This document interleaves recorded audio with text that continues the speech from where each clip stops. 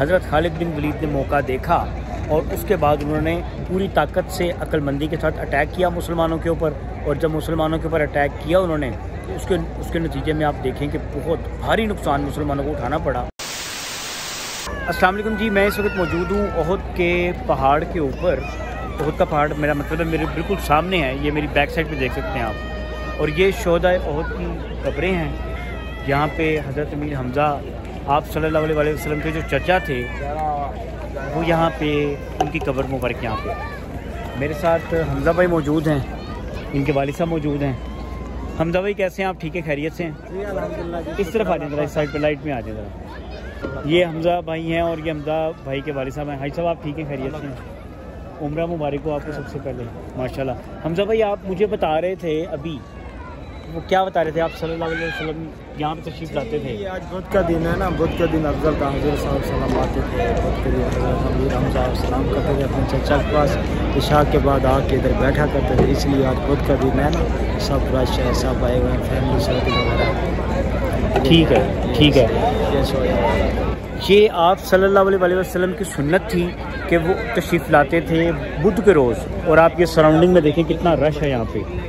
इस रश की वजह ये है कि ये लोग आप सल्लल्लाहु अलैहि वसल्लम की जो सुन्नत है उसको ताज़ा करने के लिए यहाँ पे इस जगह का विज़िट कर रहे हैं। और अंदर ये अहाता जो है, ये मेरे राइट हैंड साइड पे जो देख रहे हैं आप, हज़रत अमीर हमज़ा समेत बहुत से शोहदा, बहुत से सुहाबा, अहले बैत के बहुत से लोग,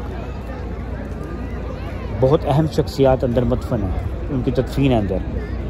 इस्लाम का वो गज़वा जिसमें मुसलमानों को भारी नुकसान उठाना पड़ा।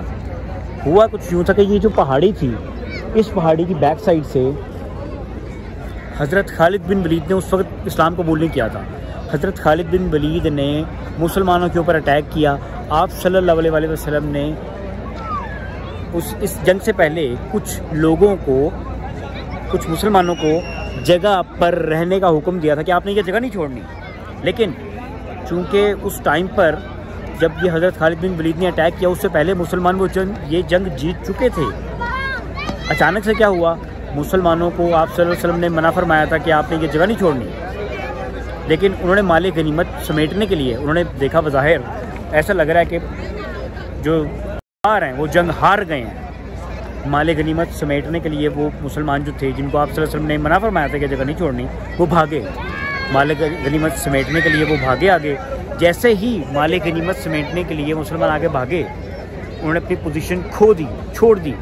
तो इस पहाड़ी के पीछे से, इस पहाड़ी की बैक साइड से हज़रत खालिद बिन वलीद, क्योंकि उस टाइम पर मुसलमान नहीं हुए थे, उन्होंने पूरी ताकत के साथ मुसलमानों के ऊपर अटैक किया।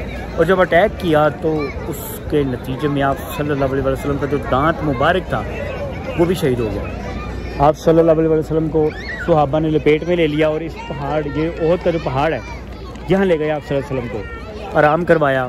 लेकिन इस जंग में हज़रत हमज़ा आप सल्लल्लाहु अलैहि वसल्लम के जो चचा थे वो शहीद हो गए। हिंदा ने हज़रत अमीर हमज़ा का सौदा किया था, हबशी ने हज़रत अमीर हमज़ा की तलाश करके तो उनको निशाना बनाया। और उसके बाद हज़रत अमीर हमज़ा का जो कलेजा था वो हिंदा ने चबाया। ये एक दर्दनाक स्टोरी है, एक दर्दनाक कहानी है। बिलाखिर मुसलमानों को यहाँ पे शिकस्त हुई और ये वो मुकाम है जहाँ पे आप सल्लल्लाहु अलैहि वसल्लम बरोज़ बुध, हर बुध को यहाँ तशरीफ़ लाते थे और इन सब के लिए दुआ करते थे। एक और बात मैं आपके साथ यहाँ शेयर करता चलूँ, ये जो मैं इस वक्त मौजूद हूँ यहाँ पे ओहद के मुकाम पे, ओहद का पहाड़ मेरी बैक साइड पे है और ये शोहदा ओहद की कब्रें यहाँ मौजूद हैं। इनके अलावा भी यहाँ पे कुछ शोहदा हैं जो मदफन है, जिनकी तदफीन हुई है। ये बिल्कुल इसकी बैक साइड पे जहाँ मेरा हाथ है, ये शोहदा ओहद है। इस एंगल के ऊपर बिल्कुल इसकी बैक साइड के ऊपर भी एक छोटा सा कब्रिस्तान बनाया हुआ है। वो ज़ख्मी जो इस जंग के बाद शहीद हो गए थे, उनकी तदफीन इस साइड पे की गई थी। और कुल मिला के यहाँ पे जितने भी ओहद के शहीद थे, मुसलमान थे, उनकी तदफीन यहाँ की गई है। इस जंग की एक बात आपको ये भी बताता चलूँ कि इस जंग की तैयारी के लिए कुछ मुनाफिक आप सल्लल्लाहु अलैहि वसल्लम के साथ थे।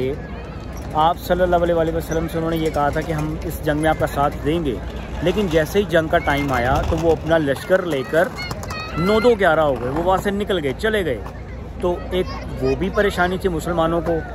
फिर उसके बाद जैसे कि मैंने पहले आपको बताया कि आप सल्लल्लाहु अलैहि वसल्लम ने मना फरमाया था कि आपने ये जगह नहीं छोड़नी। तो जैसे ही मुसलमानों ने वो जगह छोड़ी, हज़रत खालिद बिन वलीद ने मौका देखा और उसके बाद उन्होंने पूरी ताकत से अक्लमंदी के साथ अटैक किया मुसलमानों के ऊपर।